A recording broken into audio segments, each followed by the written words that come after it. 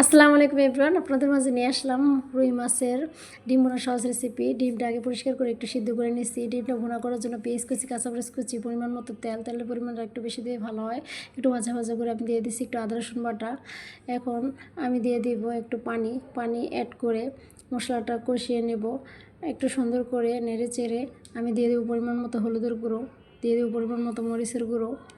দেখেন সকল মশলা ভালোভাবে কষিয়ে নিতেছি। যখন সম্পূর্ণভাবে কষানো হয়ে যাবে, আমি সব সময় এই বড় মাছের ডিম ভুনাটা এইভাবেই করি। সত্যি অনেক মজা হয়, এতে পেট ভরে ভাত খাওয়া যায়। চাইলে এভাবে আপনারা ট্রাই করতে পারেন।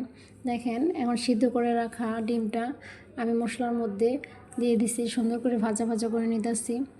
সত্যি বলতে এভাবে ডিম ভুনাটা আমাদের ঘরের সবাই পছন্দ করে, শুধু আমি না, বাচ্চারা আরও বেশি পছন্দ করে। দেখেন সুন্দর করে ভাজা ভাজা করে আমি একটু পানি অ্যাড করে নিলাম।